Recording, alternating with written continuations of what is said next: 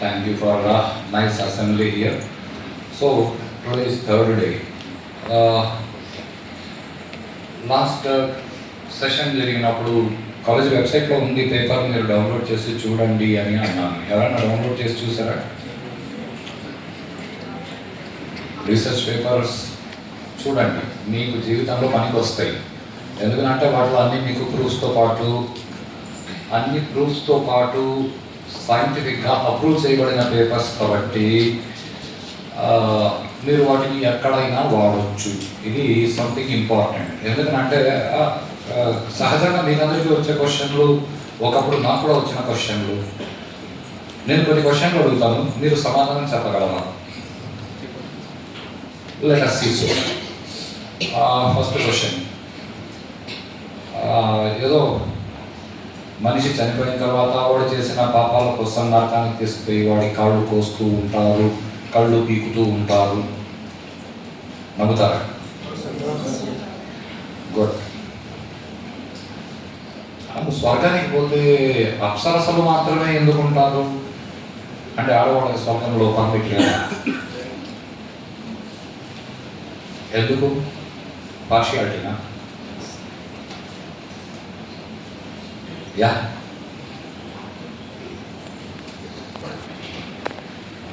Yeah.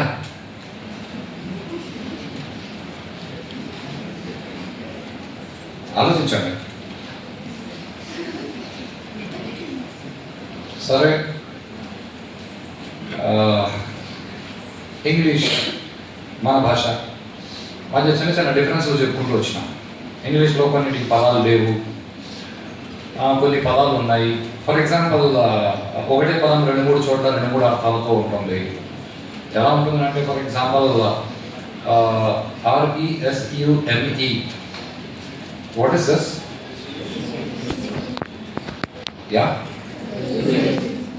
రెజ్యూమా రెజ్యూమేనా?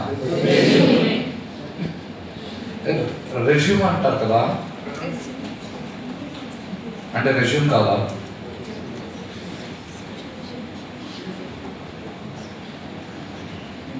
మరి దాన్ని పలికేందుకు 2 రకాల పద్ధతులు ఉన్నాయి. ఒకటి రెజ్యూమ్ అని పలుకుతారు, 2 రెజ్యూమే అని పలుకుతారు.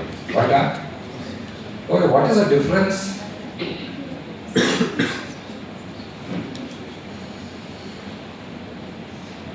డిఫరెన్స్ ఏమి?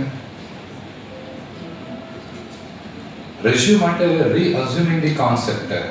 మీరు ఏదో పని చేస్తూ మధ్యలో ఆపేసి మళ్ళీ స్టార్ట్ చేస్తే అది resuming the work. Resume, it is a verbal format.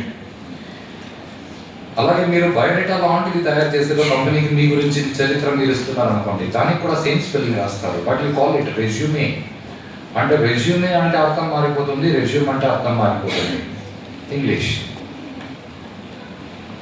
ఇప్పుడు దాన్ని మనం అర్థం చేసుకోలేదు అనుకోండి, జనరల్గా మీరు మాట్లాడుకునేటప్పుడు రెజ్యూమ్ ప్రిపేర్ చేయాలంట, కంపెనీ ఇంటర్వ్యూకి, ఇంటర్ కాలేజీలో క్యాంపస్ సెలక్షన్స్ ఉన్నాయంట, రెజ్యూమ్ ప్రిపేర్ చేయాలి. రెజ్యూమే ప్రిపేర్ చేస్తారు. ఓకే, ఇంటర్వ్యూ కండక్ట్ చేస్తున్న అతను, okay interview resume at 2 o'clock after lunch break అన్నాడు అనుకో, అక్కడ కూడా స్పెల్లింగ్ అదే. అక్కడ రెజ్యూమే అట్ 2 o'clock అన్నాడు, రెజ్యూమ్ అట్ 2 o'clock అంటాడు. రైటా?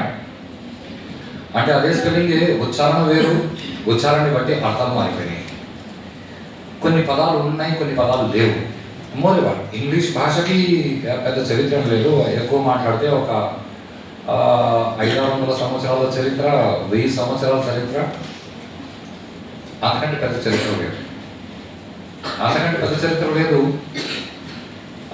అనేందుకు మీకు చాలా ప్రూఫ్స్ ఉన్నాయి. వాళ్ళ చరిత్రలు అన్ని 2000 సంవత్సరాల ముందు చరిత్రలు అక్కడెక్కడ లేవు. 2000 సంవత్సరాల ముందు పర్షియా దేశం ఉండేది, బయట. ఇప్పుడు పర్షియా దేశమే లేదు, ఇప్పుడు ఇరాన్ ఇరాక్ అని అంటారు, బయట. ఏ విషయాలు తెలుసుకోవాలంటే ఆ దేశపు భాషలు వాడాలి. ఫర్ ఎగ్జాంపుల్, ఇప్పుడు ఎవరైనా ఒకరు కాలం చేశారు అనుకోండి, ఎవరైనా కాలం చేస్తే దాన్ని ఇంగ్లీష్లో ఎలా చెప్తారు తెలుసా? హీ డైడ్ లేదా హీ ఈస్ డెడ్. ఇప్పుడు ఇంగ్లీష్లో చెప్పారు దాన్ని యాజ్ ఇట్ ఈస్ అలాగే తెలుగులో ట్రాన్స్లేట్ చేస్తే he is dead. తెలుగులో ట్రాన్స్లేట్ చేయండి. అతడు చనిపోయాడు. అతను I'm sorry, he is dead. అతను చచ్చాడు. Be clear with my statement. అతను చచ్చాడు ఈజ్ అ ట్రూ ట్రాన్స్లేషన్. చనిపోయాడు కాదు. ఇప్పుడు చనిపోయాడు అని మనం తెలుగులో చెప్తే దాన్ని ఇంగ్లీష్లో చెప్తే ఎలా చెప్పాలంటే హీఈస్ డెడ్ అండ్ గాన్ అని చెప్పాలి, లేదా హీ డైడ్ అండ్ గాన్ అని చెప్పాలి. చనిపోయాడు స్టేట్మెంట్ రైట్. ఇప్పుడు భారతదేశానికి సంబంధించిన విషయాలు అర్థం చేసుకోవాలంటే భారతదేశపు భాషలు వాడుకోవాలి, కానీ ఇంగ్లీష్లో చెప్పాలంటే ఇంగ్లీష్లో దానికి సూటబుల్ పదాలు లేవు. ఇస్ అ ఫస్ట్ ప్రాబ్లం రైటా? సరే, ఇప్పుడు అంటే తెలుగులో మాత్రమేనా సార్? అలా ఏం లేదు. మీరు హిందీలో చూడండి. ఓ మరగయా, మరగయా అంటే చనిపోయాడు. మన క్వశ్చన్, చనిపోయేటప్పుడు మీరు చూసారా? పోయేటప్పుడు మీరు చూసారా? ఇప్పుడు చనిపోయేటప్పుడు ఎలా ఉంటుంది, పోయిన తర్వాత ఎలా ఉంటుంది అన్నది అది ఆ రీసెర్చ్ పేపర్ ఫస్ట్ థింగ్. ఇప్పుడు ఆ రీసెర్చ్ పేపర్ ఏదో ఊరికైనా రాసింది అయితే కాదు. ఏదైనా ఒక రీసెర్చ్ పేపర్ మీరు పబ్లిష్ చేయాలంటే దాన్ని ఎక్స్పీరియన్స్ అవ్వాలి, దాని గురించి పూర్తి నాలెడ్జ్ ఉంటే కానీ మీరు రీసెర్చ్ పేపర్ రాయడానికి తెలియదు. ఎందుకంటే దాని గురించి ఎవరెవరు క్వశ్చన్లు అడిగినా దాని గురించి సమాధానాలు చెప్పాల్సి ఉంటుంది. ఇప్పుడు ఈ పేపర్ ఒక కాన్ఫరెన్స్లో ప్రజెంట్ చేసినప్పుడు ఆ కాన్ఫరెన్స్ చైర్పర్సన్ అతను ఒక ముస్లిం. అక్కడ దాదాపుగా 14 టీమ్స్ డివైడ్ అయినాయి. 14 టీమ్స్లో 13 టీమ్స్కి రకరకాల మనుషులు ఉన్నారు. 14వ టీంకి ఒక ముస్లిం చైర్పర్సన్, బ్యూటిఫుల్ పర్సనాలిటీ. రైటా? నన్ను ప్రజెంటేషన్ ఏమన్నారు, నా పేపర్ 14th టీంలో వచ్చింది. నేను అక్కడ ప్రజెంటేషన్ ఇచ్చిన వెంటనే ఆయన ఓకే మీరు న్యాచురల్ బ్యాలెన్స్ అని అన్నారు, అవన్నీ బాగానే ఉంది, నిజంగా న్యాచురల్ బ్యాలెన్స్ చేస్తుందా, ఇప్పుడు కూడా న్యాచురల్ బ్యాలెన్స్ చేస్తుందా అని అడిగాను. ఇప్పుడు మీరంతా జ్ఞానపీఠ కాలేజీలో చేరారు రైటా? ఎందుకు? జ్ఞానపీఠ కాలేజ్ దేవుడు స్వామి అవన్నీ పక్కకు పెట్టండి. చాలా ఖచ్చితంగా క్లియర్గా విషయాలని పట్టుకోవడానికి ట్రై చేయండి. ఎందుకంటే భూముల నుంచి చాలామంది మదనపల్లిలో జ్ఞానపీఠ కాలేజ్కి వచ్చి చేరినారు. నేను కాలేజీని పొగడ్డానికి కాదు, ప్రకృతి ఎలా బ్యాలెన్స్ చేస్తుంది. ఆయన నన్ను ప్రశ్న అడిగాడు, న్యాచురల్ నిజంగా ప్రాక్టికల్ లైఫ్లో బ్యాలెన్స్ చేస్తుందా? చేస్తుంది అనేది ప్రూఫ్ చెప్పు అంటే, సార్ ప్రకృతి ఒక మనిషిని బ్యాలెన్స్ చేయడం కాదు, మొత్తం ప్రపంచాన్ని ప్రకృతి శాసిస్తుంది.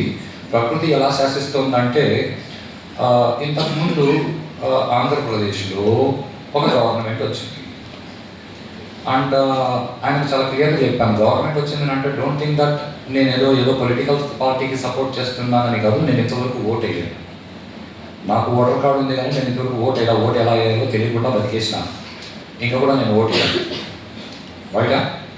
కాబట్టి నేను ఏదో ఒక పార్టీ తరఫున మాట్లాడుతున్నానని మీరు అనుకోవద్దు. నాకు చంద్రబాబు నాయుడు గారు ఎంతో, నాకు వైఎస్ రాజశేఖర రెడ్డి అంటే, వైఎస్ జగన్మోహన్ రెడ్డి గారు కూడా అంటే, నాకు వాళ్ళందరూ కూడా జీవులే, వాళ్ళందరూ కూడా మనుషులే. వాళ్ళు మానవత్వంతో మాట్లాడతారు మనుషులు, వాళ్ళు కుక్కల్లాగా మాట్లాడితే నాకేం ప్రాబ్లం లేదు, వాళ్ళని కూడా కుక్కల్లాగానే నేను ట్రీట్ చేస్తాను. నీతో అన్న మాట నేను వాళ్ళతో కూడా అంటాను, నాకేం మొహమాటం లేదు, దీనిలో నాకు వచ్చేది లేదు, నాకు పోయేది లేదు. ప్రతి ఒక్కరికి కొన్ని స్టాండర్డ్స్ ఉంటాయి, ఎవరి స్టాండర్డ్స్ వాడు చూపించుకుంటారు. Concept okay. ఆయన వచ్చినప్పుడు ఆంధ్రదేశంలో చాలా డిగ్రీ కాలేజీలు ఉండేవి సార్. ఆ డిగ్రీ కాలేజీలలో స్టూడెంట్లు చేరుతారు, వాళ్ళ ఆధార్ కార్డులు తీసుకుంటారు, వాళ్ళకి డబ్బులు అకౌంట్లో పడిపోతాయి, కాలేజ్ అకౌంట్లో డబ్బులు పడిపోతాయి, లేకపోతే పిల్లల అకౌంట్లో డబ్బులు పడిపోతాయి. పిల్లలు కాలేజీకి పోరు, వాళ్ళు ఎన్నో రోజు అటెండెన్స్ వేస్తారు, పిల్లలకి ఇంత అటెండెన్స్ ఉంది అన్నారు. ఆ గవర్నమెంట్ వచ్చి ఏం చేసింది అంటే ఫేస్ అటెండెన్స్ అని పెట్టింది సార్. ఫేస్ అటెండెన్స్ అని పెట్టడం వల్ల ఏమైంది అంటే ఒక్క సంవత్సరంలో 274 కాలేజీలు ఆంధ్రదేశంలో మూసేసినారు. ఎందుకంటే పిల్లలు కాలేజీలకు రావట్లే, చదువుకోవట్లే. సరే, ఇప్పుడు అంటే కరెక్ట్గా పిల్లల అటెండెన్స్ తీసుకొని కరెక్ట్గా పిల్లలకి పాఠాలు చెప్తున్న కాలేజీలు ఏవైతే ఉన్నాయో ఆ కాలేజీలు నడుస్తున్నాయి. పిల్లలు లేని కాలేజీలు పిల్లలు ఉన్నారని మోసం చేసి ఎవరైతే డబ్బులు సంపాదించారో ఆ కాలేజీలు మూసేశారు. ఇది మొదటి స్టేట్మెంట్. అంటే ఇప్పుడు ఆ గవర్నమెంట్ బలి పని చేసింది అని నేను ఆ గవర్నమెంట్ పొగడట్లా, గవర్నమెంట్ తక్కువది నేను అనట్లా. ఆ తర్వాత మళ్ళీ ఎలక్షన్స్ వచ్చినప్పుడు ప్రకృతి ఏం చేసింది అంటే వేరే గవర్నమెంట్ని తీసుకొచ్చింది. ఎందుకంటే ఆ గవర్నమెంట్ చేయాల్సిన పని ప్రకృతిలో అయిపోయింది. ఆ గవర్నమెంట్ చేయడానికి ఏం లేదు కాబట్టి వేరే గవర్నమెంట్ వచ్చేలా జనాలకు బుద్ధిని తోచేలా చేసింది ప్రకృతి.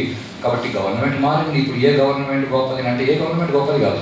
ప్రకృతి ఎవరిని ఎలా లాగితే అలా సాగిపోతూ ఉంటుంది సార్. ఇలా బ్యాలెన్స్ అయింది. అంటే మీరు ఆ పొలిటికల్ ఇష్యూ కదా అన్నాడు. నేను పొలిటికల్ ఇష్యూ కాదు సార్, నేను ఇంతవరకు ఓటే లేదు. I'm not from BJP, I'm not from Congress, I'm not from TDP, I'm not from any other party. అసలు ఎందుకు నేను ఓటే నేను ఎవరికి ఫేవర్ కాదు. సరే, ఇక్కడ పొలిటికల్ ఇష్యూ అని మీకు అనిపించవచ్చునేమో. రెండో విషయం, ప్రపంచంలో ఆర్టిఫిషియల్ ఇంటెలిజెన్స్ అని మొదలైంది సార్. ఆర్టిఫిషియల్ ఇంటెలిజెన్స్ వచ్చి చాలా మందికి ఉద్యోగాలు పోతున్నాయి, అందరికీ తెలుసు. ఏం లేదు అని మనల్ని మనం మోసం చేసుకోవడం అవసరం లేదు. ఆర్టిఫిషియల్ ఇంటెలిజెన్స్ రావడం వల్ల ఏమవుతుందంటే మనుషులకి ఆలోచన శక్తి తగ్గిపోతుంది. నిన్న మాట్లాడుతూ నేను మాట అన్నాను, భగవద్గీతలో చాలా సింపుల్గా చెప్పాడు, లోకేస్మిన్ ద్వివిధ నిష్ట. లోకంలో 2 రకాల మనుషులు ఉంటారు. నివృత్తి మార్గంలో వెళ్ళేవాళ్ళు, ప్రవృత్తి మార్గంలో వెళ్ళేవాళ్ళు. వాళ్ళు సన్యాసులు, నారద మహర్షి, వాళ్ళని పక్కకు వెళ్ళడం, మనమంతా ప్రవృత్తి మార్గంలో ఉన్నాం. వాళ్ళకు మనకు కామన్గా 2 విషయాలు ఉన్నాయి. ఒకటి జ్ఞానము, 2 విజ్ఞానము. జ్ఞానము అంటే నేను ఎవరిని నేను తెలుసుకోవడం, విజ్ఞానము అంటే బతకడానికి కావాల్సిన విషయాలు తెలుసుకోవడం. బయట సో బతకడానికి కావాల్సిన విషయాలు తెలుసుకోవడాన్ని స్కిల్స్ అని అంటారు. వాటిని కరెక్ట్గా వాడుకోవడానికి నేనెవరు, నాకు ఉండాల్సిన ఫీచర్స్ ఏమి, నాకు ఉండాల్సిన గుర్తింపు ఏమి, వీటితో పాటు మన నాయక్ సార్ మీతో ఒక మాట అన్నారు, ధర్మం. ఇవన్నీ వాల్యూస్. వాల్యూస్, స్కిల్స్, 2 విధాల నాలెడ్జ్ మీకు రావాలి. 2 విషయాలకు సంబంధించిన విషయాలు మీ బుర్రలో ఉంటే మీరు వాల్యూస్తో కలిసి, లేదనుకోండి ఒక స్కిల్స్ మాత్రమే ఉంటే ఏమవుతుంది అంటే మనకి మీరంతా just become, be clear with my statement. నేను మిమ్మల్ని జస్ట్ బీకామ్ అనట్లా, మీకున్న ఫీలింగ్ గురించి చెప్తున్నాను. మీరంతా జస్ట్ బీకామ్, మీకంటే కొంచెం బాగా చదివే వాళ్ళు బీసీఏ, బీఎస్సీ తీసుకుంటారని మీ ఫీలింగ్. వాళ్ళకంటే ఇంకా బాగా చదివే వాళ్ళు ఇంజనీరింగ్ చేస్తారని మీ ఫీలింగ్. మీకందరికీ ఉన్న ఫీలింగ్. ఇంకా బాగా చదివే వాళ్ళు ఎవరైతే ఉన్నారో వాళ్ళు డాక్టర్లు అవుతారు. కరెక్టే కదా? డాక్టర్ కావాలంటే అంత ఈజీ కాదు కదా. బయాలజీ తీసుకోవాలి, దాంట్లో ఎన్ని విషయాలు తెలుసుకోవాలో, అంటే ఎన్ని స్కిల్స్ ఉంటాయి, కానీ వాళ్ళు డాక్టర్ కాలేదు. బయట ఆ స్కిల్స్ బాగా డెవలప్ అయ్యేమైందంటే మనకు you have seen global hospitals. వాళ్ళ స్కిల్స్ ఎంత ఎక్కువ వచ్చినాయంటే మనిషిని మధ్య పెట్టి, మాటల్లో పెట్టి మధ్య చికిత్సలు తీసుకొని అమ్మేస్తున్నారు. ఇప్పుడు స్కిల్స్ మాత్రమే అక్కడ ఉన్నాయి, వాల్యూస్ లేవు. Concept right? So skills, values, ఈ తేడాన్ని బాగా గమనించి రైటా? ఈ తేడాన్ని గమనించేది ఒక భారతదేశంలో తప్ప ఇంకెక్కడా లేదు. జాగ్రత్తగా లేదు. ఒక భారతదేశంలో తప్ప ఇంకెక్కడ వాల్యూస్, స్కిల్స్ మధ్య తేడాలు ఎవరు చెప్పరు. స్కిల్స్ ఉంటే చాలా బతికేయచ్చు అంటారు. స్కిల్స్ ఉంటే ఎవరైనా బతికేయచ్చు. గ్లోబల్ హాస్పిటల్స్ వాళ్ళు అలా మన పుల్వామాలో వాళ్ళు వచ్చినారు కదా టెర్రరిస్టులు, వాళ్ళు కూడా అంతే. గన్ యూజ్ చేసే స్కిల్స్ వాళ్ళకు ఉన్నాయి, డేర్నెస్ ఉంది. బయట ఇలా స్కిల్స్ మాత్రమే కాదు, వాల్యూస్ కూడా ఉన్నాయి. ఇప్పుడు ఏఐ వచ్చింది అనుకోండి, మనిషి స్కిల్తో కూడా పని లేదు. ఏఐ తాను స్కిల్డ్ అవుట్పుట్ ఇచ్చేస్తుంది. కాబట్టి మనుషులకి ఇంకేం పని లేక మనుషులు మానవత్వాన్ని పూర్తిగా మర్చిపోతారు. కాన్సెప్ట్ రైటా? ఇప్పుడు మనుషులు మానవత్వాన్ని పూర్తిగా మర్చిపోతారు అనే అలాంటి సిచ్యువేషన్స్ ప్రపంచ వ్యాప్తంగా తయారైనప్పుడు ఈ ప్రపంచంలో మనుషులకి మానవత్వం అంటే ఏమి, మనిషి ఎలా బతకాలి, మనిషికి ఉండాల్సిన లక్షణాలు ఏమి అని నేర్పడానికి హ్యూమన్ వాల్యూస్ అనేది సిలబస్లోకి తీసుకురావబడింది సార్. ఇప్పుడు ఈ హ్యూమన్ వాల్యూస్ కూడా, హ్యూమన్ వాల్యూస్ అంటే అది ఆర్ట్స్కి సంబంధించిన సబ్జెక్ట్ అని అందరూ అనుకుంటారు. హ్యూమన్ వాల్యూస్ కాలేజీ సిలబస్లో టీచ్ చేయాలి అని కాలేజీ లెక్చరర్స్కి యూనివర్సల్ హ్యూమన్ వాల్యూస్ అనే కోర్స్ని ఏఐసిటి టెక్నికల్ ఎడ్యుకేషన్ వాడు ఆఫర్ చేస్తున్నారు. జాగ్రత్తగా వినండి. ఎప్పుడైతే ఏఐ వచ్చి ప్రపంచంలో మానవత్వం చచ్చిపోతుందో అప్పుడు ప్రపంచానికి మానవత్వాన్ని అందించేందుకు ప్రకృతి బ్యాలెన్స్ చేసింది. అసలు మానవత్వం, విలువలు, వాల్యూస్ ఇవన్నీ నేర్పడానికి యూజీసీ వాడు, ఏఐసిటి వాడు కట్టగట్టుకుని ప్రతి కాలేజీలో యూనివర్సల్ హ్యూమన్ వాల్యూస్ నేర్పు అన్నాడు అంటే ఇన్ని సంవత్సరాల యూజీసీ లేదా, ఇన్ని సంవత్సరాల ఏఐసిటి లేదా? ఉన్నాయి కదా. ఉంటే ఇన్ని సంవత్సరాలు ఎందుకు లేదు అంటే, ఇప్పుడు ఏఐ వచ్చి ప్రపంచంలో హ్యుమానిటీని నాశనం చేసే అవకాశం వచ్చినప్పుడు ప్రకృతి దాన్ని బ్యాలెన్స్ చేయడానికి భారతదేశంలో మళ్ళీ యూనివర్సల్ హ్యూమన్ వాల్యూస్ అనే సబ్జెక్ట్ని స్టార్ట్ చేయించింది. బ్యాలెన్స్ అవుతుందా లేదా ప్రపంచం? ఇలా బ్యాలెన్స్ అయ్యే విషయాలని కాస్త జాగ్రత్తగా అర్థం చేసుకొని పట్టుకోవడానికి ప్రయత్నం చేయండి. ఇప్పుడు ఈ విషయాన్ని ఎవరు అర్థం చేసుకుంటారు? యూనివర్సల్ హ్యూమన్ వాల్యూస్ మీ సిలబస్లో మీకు వస్తుంది, మీకు నేర్పించాలి అని ఏఐసిటి వాడు అన్నాడు. ఇప్పుడు అవన్నీ మీ సిలబస్లో రావడానికి కారణం యూజీసీ ఏఐసిటి ఎందుకు చేస్తుంది? సింగపూర్లో ఇవన్నీ లేవు, అమెరికాలో అసలు ఇట్లాంటి కాన్సెప్ట్ లేదు, వాళ్ళకి డబ్బులు వస్తే చాలు, యూరోపియన్ కంట్రీస్లో వాళ్ళ ఈగో సాటిస్ఫై అయితే చాలు. అంటే భారతదేశం ప్రపంచానికి సొల్యూషన్స్ ప్రొవైడ్ చేయడంలో ఇప్పుడు ముందు ఉంటుంది, మనం సొల్యూషన్స్ పట్టుకోమంతే. ఇది మన ప్రాబ్లం. అంటే ఆయన చాలా సంతోషపడిపోయాడు. ఇలా గుడ్, ఎక్సలెంట్, అసలు న్యాచురల్ ఇలా బ్యాలెన్స్ చేస్తుందన్న ఆలోచన నాకు కూడా ఈజ్ ఐఎన్ఎస్ బీ క్లియర్. ఆయన ఇక్కడ ముస్లిం అనేది important. Is an IAS officer. Okay, educational మినిస్ట్రీలో ఈ సిలబస్లో డిజైన్ చేసే టీంలో ఆయన ఉన్నాడు. Is an IAS officer. నాకు ఆలోచించండి, వాళ్ళు అలా చదువుకొని వాల్యూస్తో పని చేయడం మొదలు పెట్టినారు కాబట్టి దే కుడ్ యాక్సెప్ట్. మీరు కూడా చదువుకుంటున్నారు కదా, చదువుకుంటున్నారు కాబట్టి మీరు కూడా విషయాలని తెలుసుకొని ఒప్పుకోవాలి, కానీ ఏది తెలియకుండా గుడ్డిగా మూఢంగా మాట్లాడాలి. ఇది మొదటి విషయం. రైటా? మోరెవర్ మీరంతా కామర్స్ బాగా నేర్చుకుంటున్నారు కదా, మంచి గ్రాడ్యుయేట్స్ చదువుకుంటున్నారు కదా. నేను చెప్పిన మాటను మళ్ళీ రిపీట్ చేస్తున్నాను. మ్యాథ్స్ సార్ వాళ్ళ అబ్బాయికి కొంచెం హెల్త్ బాగాలేదంట, మీరంతా ఏదైనా కొంచెం ట్రీట్ చేయొచ్చు కదా, ఒక్కొక్కరు 6 అడుగులు పెరిగినారు. యా,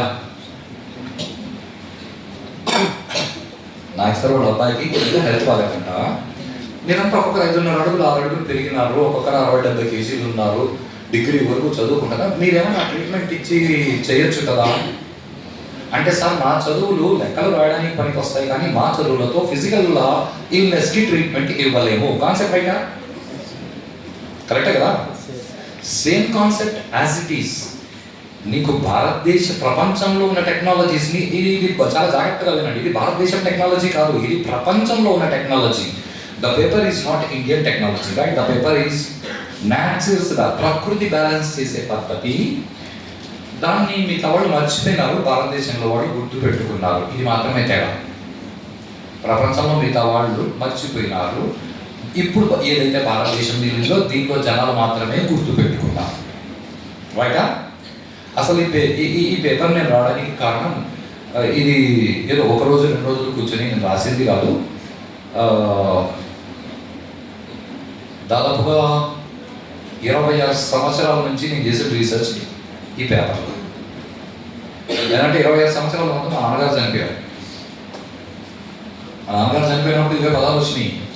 ఎవరో స్నేహితులు వచ్చారు, ఆ కదిలి చుబ్బా అన్నారు. కదిలి చుబ్బా అంటే అక్కడ కూర్చోన్న పురోహితుడు, లేదు లేదు జీవుడు పోయినాడు, బాగా ఏం లేదు, చనిపోయాడు. అప్పుడు ఆ పదాల యొక్క ప్రభావం ఏం లేదు. కానీ దాదాపుగా 2006, 2007 ఆ ప్రాంతంలో మా గురువు గారి దగ్గరికి అన్నాడు. మా గురువు గారు ఇదేనని అడిగారు. ఆ రోజు ఏం జరిగింది అన్నారు. మా నాన్నగారు చనిపోయారు అన్న. ఓ, చనిపోయారా? అవునండి. మరి పోయేటప్పుడు చూసినావా? పోయేటప్పుడు చూసినావా? ఎవరైనా చనిపోతూ ఉంటే మీరు చూసారా? పోతూ ఉన్నప్పుడు చూసారా? మరి భారతదేశంలో అందరూ ఇలాంటి పదాలు ఎందుకు వాడతారు? తమిళ్లో ఇలాగే ఉంటుంది, చనిపోయారు. కన్నడలో చనిపోయారు. అసలు లిపి లేని భాషలు ఉన్నాయి.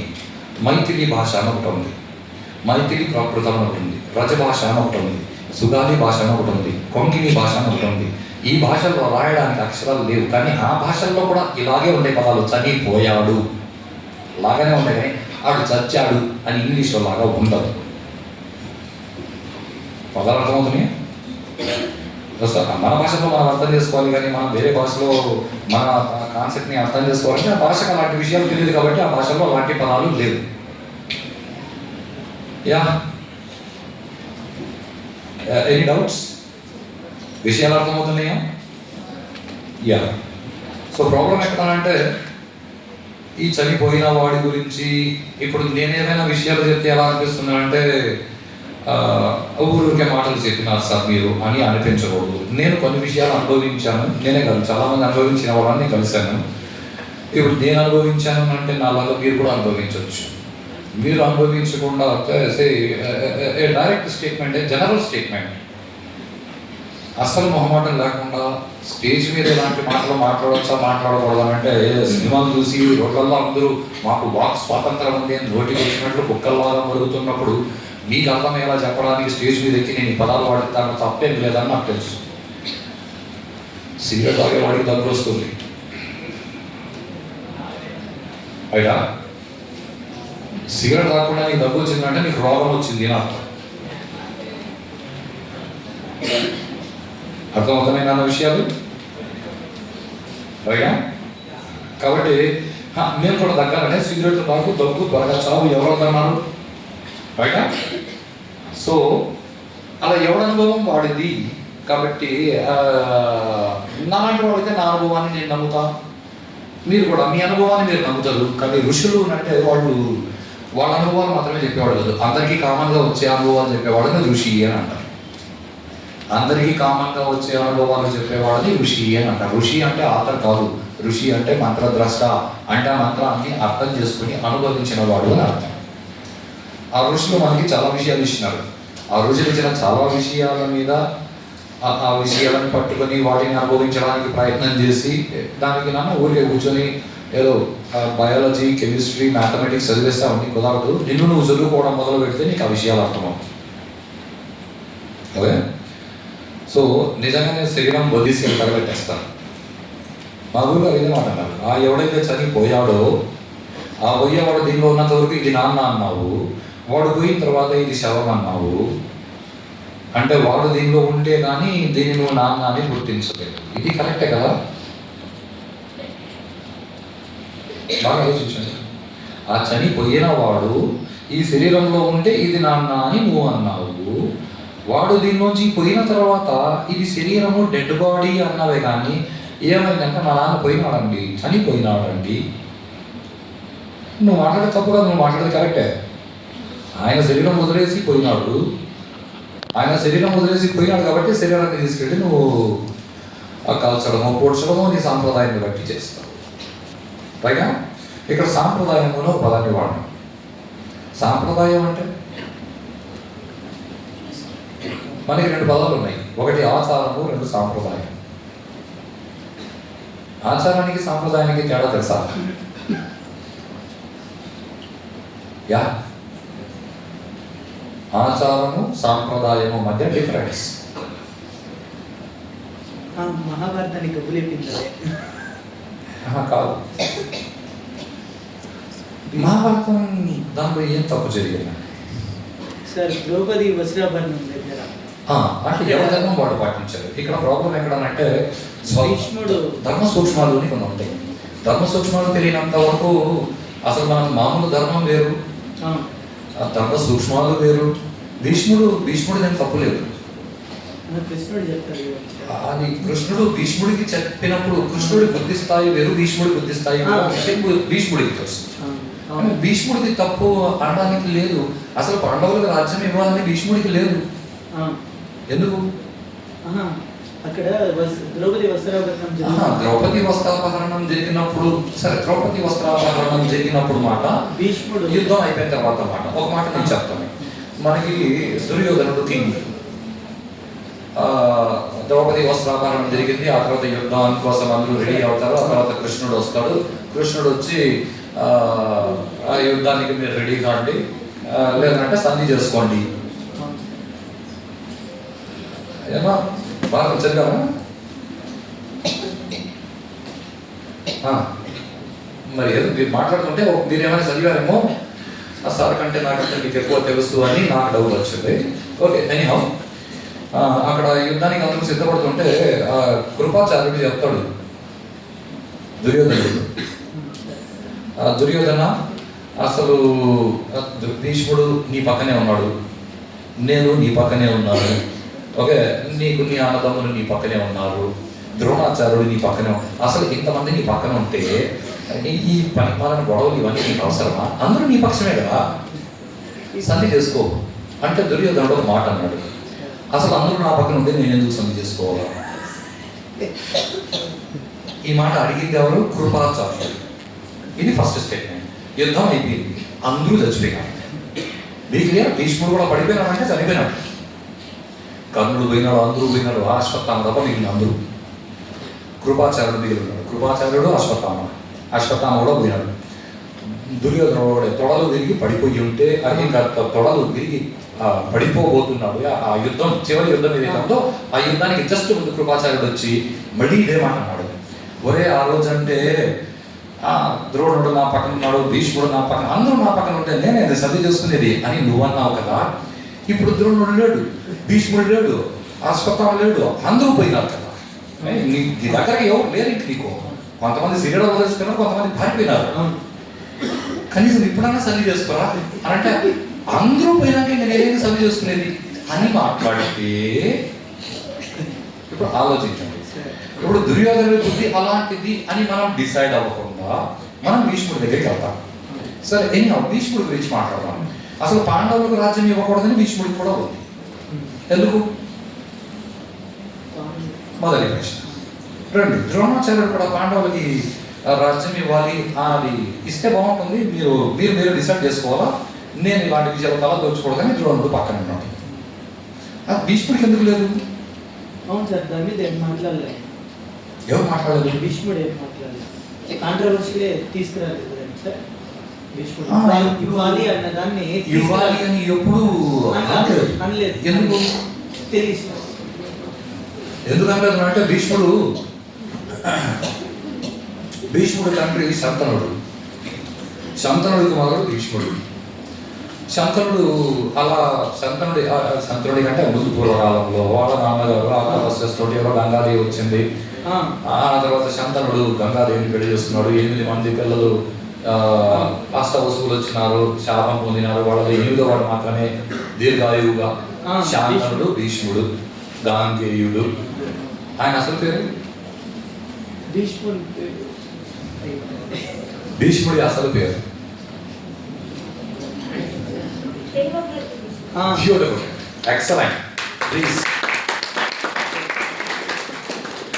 భీష్మాచార్యుడి అసలు పేరు దేవవ్రతుడు. సో ఆ తర్వాత ఆయన అలా తిరుగుతూ ఉంటే కొన్ని రోజుల తర్వాత వాళ్ళ నాన్నగారు మనసు కొంచెం విచలితంగా ఉంది. ఎందుకంటే అప్పటికి గంగాదేవి ఈయన వదిలే చెడిపోయింది, నీకు పని అయిపోయింది పోరా, రైట్. ఇప్పుడు నేను ఒక అమ్మాయిని చూశాను, ఆ అమ్మాయిని పెళ్లి చేసుకోవాలనుకుంటున్నాను అంటే భీష్ముడు పోయి మాట్లాడతాడు, అమ్మా దాశరాజును ఆయన దగ్గరికి వెళ్ళి ఆయనతో మాట్లాడతాడు, అయ్యా మీ కూతుర్ని మా నాన్నగారికి ఇచ్చి పెళ్లి చేయండి, ఎందుకంటే మా నాన్నగారు మీ అమ్మాయిని చూసి పెళ్లి చేసుకోవాలనుకున్నాడు, రాజుగా అలా చేసుకోవచ్చు, రైటా? సో ఇప్పుడు ఆ దాసరాజు భార్య ఒక మాట అడిగింది, నువ్వు బాగానే ఉంది, నా కూతురు నేను ఇచ్చి ఎందుకు పెళ్లి చేయాలి, నా కూతురు నుంచి పెళ్లి చేసేటట్లయితే నాకు ఒక కండిషన్, అంతవరకు దేవవ్రతుడు, అవరు జాగ్రత్తగా ఉన్నాడు, అంతవరకు దేవవ్రతుడు, నా కండిషన్ ఏమంటే నా కూతురికి పుట్టే బిడ్డలే రాజ్యాధికారం పొందాలి అంటే భీష్ముడు అంటాడు, నేను ప్రామిస్ చేస్తున్నాను, నేను రాజ్యం స్వీకరించను అంటే ఈయన పెద్ద కొడుకు కదా, శాంతనుడికి పెద్ద కొడుకు భీష్ముడు, నాకు రాజ్యం వద్దు, మా నాన్న మీ అమ్మాయిని పెళ్లి చేసుకున్న తర్వాత పుట్టే బిడ్డలు ఎవరైతే అన్నారో వాళ్ళే రాజ్యం చేస్తారు, మాట ఇచ్చినాడు. ఇది చాలా ఇంపార్టెంట్ స్టేట్మెంట్. మాట ఇస్తే ఆవిడని నీది బాగానే ఉంది, నువ్వు రాజ్యం ఇచ్చేస్తానన్నా, నువ్వు రాజ్యం నాకు వద్దన్నా, నువ్వు బతుకున్నంత వరకు నో ప్రాబ్లం, ఒకవేళ నువ్వు పోయిన తర్వాత నీ పిల్లలు వచ్చి రాజ్యం నాది కదా అంటే ఆస్తి గొడవలు వస్తాయి కదా దర్యాప్తుల మధ్య. అందుకు దేవవ్రతుడు ఒక గొప్ప ప్రతిజ్ఞ చేసినాడు, అసలు నేను పెళ్లి చేసుకుంటే కదా నాకు పిల్లలు కొడతాను, నేను పెళ్లి చేసుకో మాట ఇచ్చినాడు. ఆ రోజు ఆయన పేరు భీష్ముడు అయింది, భీష్మ ప్రతిజ్ఞ చేసినాడు కాబట్టి ఇప్పుడు సత్యవతి పిల్లలు విచిత్ర వీర్యుడు, అచిత్రాంగదులు, వాళ్ళు రాజులైన. ఇంతవరకు బాగానే ఉంది. భీష్ముడు వాళ్ళకి సపోర్ట్ ఇచ్చినాడు, ఇది కూడా బాగానే ఉంది. అంటే ఇప్పుడు వాళ్ళ పిల్లలు వాళ్ళు వాళ్ళు వాళ్ళు కొంత రావాలి. వాళ్ళ పిల్లలు అంటే వాళ్ళకి పెళ్ళిళ్ళు చేయడానికి భీష్ముడు పోయి అంబాలిక ముగ్గురిని పట్టుకొచ్చినాడు. వాళ్ళలో ఆవిడ వీళ్ళిద్దరు చెరొకరిని పెళ్లి చేసుకున్నారు. ఇంకొక ఆవిడ పెళ్లి చేసుకున్నారంటే భీష్ముడు నన్ను నువ్వు పెళ్లి చేసుకుంటే భీష్ముడు ఆయన సారీ అంటాడు. భీష్ముడు పరశురాముడు యుద్ధము, ఆ తర్వాత ఆవిడ తపస్సు చేసి మళ్ళీ శిఖండిగా వచ్చి భీష్ముడు నా రాని కారణం. అది మనకు తెలుసు. మనకు తెలియాల్సింది ఏమంటే విచిత్రాంగదుడు విచిత్ర వీరుడు వీరిద్దరు పిల్లలు కొట్టకుండా పోతారు. ఇప్పుడు పిల్లలు కొట్టకుండా వీళ్ళు పోయాలి, ఏదో ఎవరు ఈగోతో వాళ్ళు చేస్తారు, ఇది బాగానే ఉంది. అంటే ఇప్పుడు వాళ్ళిద్దరు ఎవరైతే ఉన్నారో అంబాలిక వాళ్ళిద్దరూ సత్యవతి దేవి కోడళ్ళు, వాళ్ళ వంశం వాళ్ళు అయిపోయినా. అంటే ఇంకా వాళ్ళ పిల్లలు రాజ్యం చేయాలి. ఇప్పుడు వాళ్ళ పిల్లలు రాజ్యం చేయాలంటే వాళ్ళ కోసం మళ్ళీ ఆవిడ వ్యాసుడిని పిలుస్తుంది. వ్యాసుడి వల్ల వాళ్ళకి ధృతరాష్ట్రుడు, పాండురాజు, విదురు ముగ్గురు కుమారుడు కలుగుతారు. ఇది బాగానే ఉంది. ఇప్పుడు ధృతరాష్ట్రుడు, పాండురాజు, విదురు. ఇప్పుడు ఎవరు ఆప్షన్ లేనప్పుడు ఎవడో ఒకడు చిన్న కొడుకు పెద్దనాన్న కొడుకు ఆప్షన్గా రావచ్చు. అసలు ఏనోడు ఉన్నప్పుడు ఆప్షన్ అవసరం లేదు కదా.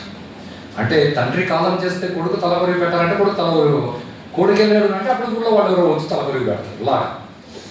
ఇప్పుడు వీళ్ళు ముగ్గురు ఎవరైనా రాజ్యం చేయొచ్చు.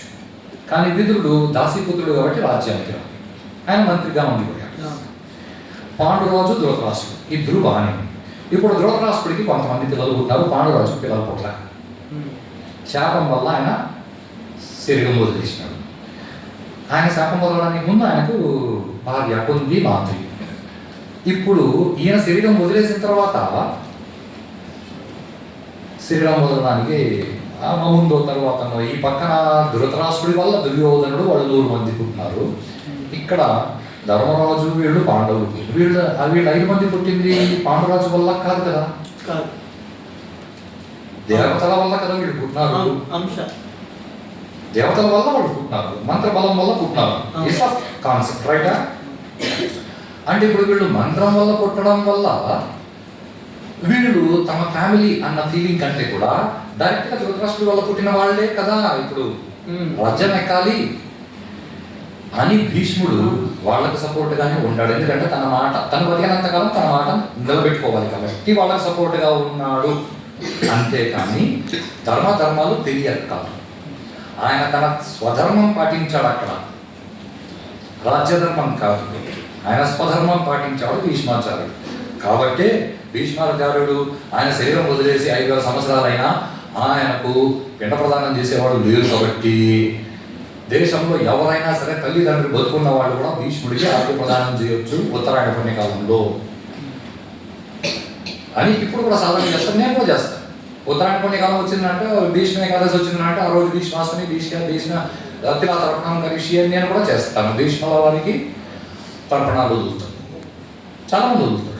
ఎందుకంటే ఆయన తన ధర్మం పాటించడం కోసం తన పిల్లల్ని కానలేదు. పిల్లలు పెట్టాలి, పిండ ప్రదానం చేయాలి బయట. కాబట్టి భీష్ముడు అధర్మం పాటించడం కాదు, మనకు అది అర్థం కాలేదంటే. ఫర్ ఎగ్జాంపుల్ ఇక్కడ కొంతమంది పిల్లలు కూర్చోన్నారు, ఏదో సీరియస్గా వింటున్నారు, వాళ్ళు ఏదో 4 విషయాలు తెలుస్తున్నాయి కదా. కొంతమంది ఇలా పెట్టుకొని నిద్రపోతున్నారు. ఓకే, మాకెందుకులే ఇవన్నీ అని ఒకలా ఉన్నారు. అందరూ ఒకేలా వింటున్నారా? లేదు కదా. ఎవరికైనా కావాలో వాడు అంత పట్టుకుంటాడు. అలా భారతాన్ని ఋషులు ఇచ్చినది మనం సినిమా యాక్టర్లు చెప్పిన దాన్ని పట్టుకోవాలి, చూసి పట్టుకోరాదు. సినిమా యాక్టర్లు చెప్పిన దాన్ని చూసి పట్టుకోరాదు అనేది ఇంకొక చిన్న ప్రూఫ్. మహాభారతంలో లక్షల గృహ దహనం జరుగుతుంది. అంటే లక్ష ఇల్లు కాల్ చేస్తారు.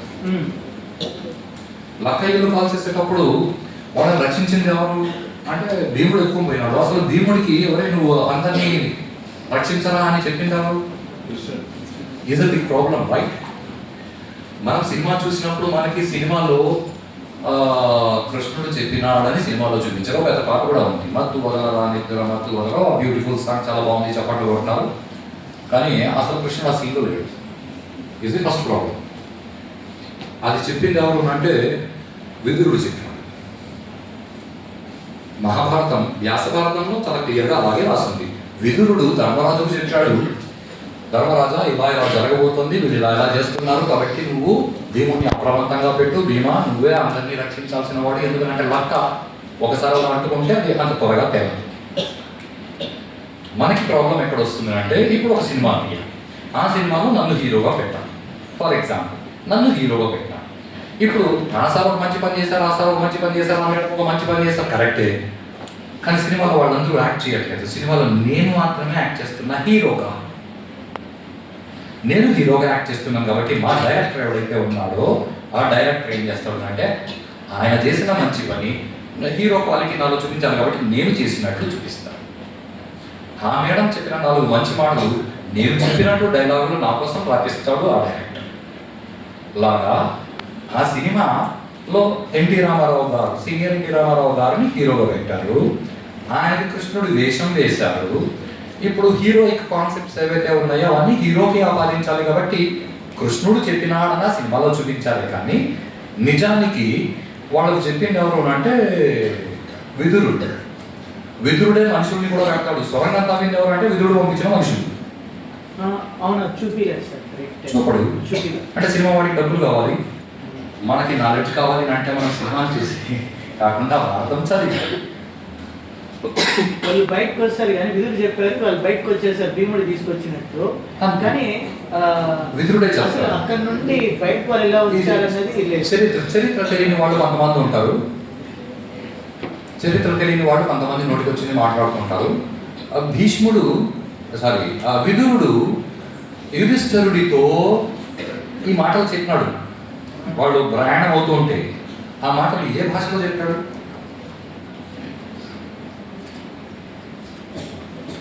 ఏదో భాషలో చెప్పుండాలి కదా, అది మ్లేచ్ఛ భాషలో చెప్పినాడు. మ్లేచ్ఛ భాష అంటే తెలుసా? ఆ మ్లేచ్ఛ భాషకి ఈ మధ్య కాలంలో గ్రామర్ యాడ్ చేసి దాన్ని అరబిక్ అని అన్నారు. అంటే ఆ రోజుల్లో మ్లేచ్ఛ భాష మాట్లాడే వాళ్ళు ఉన్నారు. ఆ రోజుల్లో మ్లేచ్ఛ భాష మాట్లాడే వాళ్ళు ఉన్నారు. అప్పుడు యుద్ధం చేసినారు. ఆ యుద్ధం ఏదైతే జరిగిందో మహాభారత కురుక్షేత్ర యుద్ధం, దాంట్లో యవనులు పార్టిసిపేట్ చేశారు. పార్సీలు పార్టిసిపేట్ చేశారు, మ్లేచ్చులు పార్టిసిపేట్ చేశారు, ఆంధ్రులు పార్టిసిపేట్ చేశారు. ప్లీజ్ దయచేసి నేను ఏదో ఎవరినో అగౌరవపరుస్తున్నానని అనుకోవద్దు. ఆ పొట్టి శ్రీరాములు గారి వల్ల ఆంధ్ర రాష్ట్రం పొలిటికల్గా ఆంధ్ర రాష్ట్రము అనేది వచ్చింది. కానీ ఆంధ్ర రాష్ట్రం వచ్చిన తర్వాత ఆంధ్రులు కాదండి. మహాభారతంలో ఆంధ్రులు యుద్ధం చేసినారు. మహాభారతంలో ఆంధ్రులు యుద్ధం చేసినారు, తమిళులు యుద్ధం చేసినారు. అప్పుడు తమిళనాడు ఆ ప్రాంతంలో ఉన్న రాజ్యాన్ని చోళ రాజులు వచ్చి యుద్ధం చేసినారు, చేది రాజులు వచ్చి యుద్ధం చేసినారు, పాండ్య రాజులు వచ్చి యుద్ధం చేసినారు. అంటే అవి ఇప్పుడు తమిళనాడు ప్రాంతంలో ఉన్నది. అవన్నీ అప్పటి నుంచి ఉండేటివే. ఇప్పుడు అర్జెంటుగా ఈ మధ్య కాలంలో గీతలు గీసి తయారు చేసి ఉండేటివి కాదు. ఇరాక్ లాగా. Please be clear with my statement. Iraq 100 సంవత్సరాల ముందు ఇరాన్ లేదు, ఇరాక్ 150 సంవత్సరాలు. పర్షియా దేశం ఉంది. పర్షియా దేశం నుంచి వాళ్ళందరూ చేశారు. పార్సీలు భారతదేశంలో తప్ప ఇంకా అక్కడ బతకలేకపోయినారు. బాగ్దాద్ పేరు విన్నారు కదా, ఆ Baghdad is Kingdom of Persia. అప్పుడు పర్షియా దేశం ఉంది, ఇప్పుడు పర్షియా దేశం ఉంది. దాన్ని 2 ముక్కలు చేసి ఇరాక్ అని కొత్తగా వాళ్ళ గీతలు గీచి ప్రపంచం. ఇవన్నీ రాజకీయంగా జరుగుతున్న విషయాలే తప్ప ఇవన్నీ చరిత్రకు ఆధారాలుగా తీసుకోరాదు. ఎందుకంటే భగవద్గీత కంటే ముందు మనం ఎప్పుడు భగవద్గీత గురించి మాట్లాడితే ఇదే చెప్తున్నాం. అనాది చూస్తాం. ఆర్య అన్న పదాన్ని చాలాసార్లు వాడినారు. మనకి ఆర్యులు అంటే జర్మనీ అనే దేశమే లేదే. 500 సంవత్సరాల ముందు ఆర్య అన్న పదాన్ని భగవద్గీతలో ఎలా వాడారు? వాడా? ఇలా మిస్గైడెన్స్ చాలా జరుగుతూ ఉంటుంది. ఆ మిస్గైడెన్స్ లేకుండా జాగ్రత్త పడాలి అంటే మనం కరెక్ట్ విషయాన్ని కరెక్ట్గా తెలుసుకోవాలి. మనం ఎప్పుడు నాకు తెలిసి మీతోనే మాట్లాడుతూ ఒకసారి అన్నాను, రామాయణం జరగడానికి కారణం ఒక ఆడది, భారతం జరగడానికి ఒక కారణం ఆడది అని ఆడవాళ్ళ గురించి మాట్లాడతారు. భారతం జరగడానికి కారణం ఒక ఆడది, కరెక్టా కదా? ఎవరు?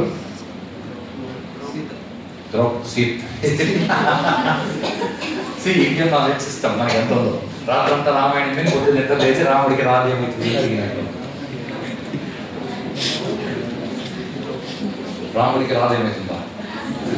కనీసం రాముడికి సీత ఏమవుతుంది అని అడిగితే చెప్పొచ్చు. కానీ మన నాలెడ్జ్ లెవెల్ ఆ స్థాయిలో ఉంది. రాముడికి రాదేమవుతుంది అని అడిగే స్థాయిలో మనం ఉంటే మనం ఏం బతుకుతాం? వాల్యూస్ రావు మనకి. రైటా? ద్రౌపది. ఎందుకు? ద్రౌపది నవ్వింది కాబట్టి. ఎప్పుడు? దుర్యోధనుడు పడిపోయినప్పుడు.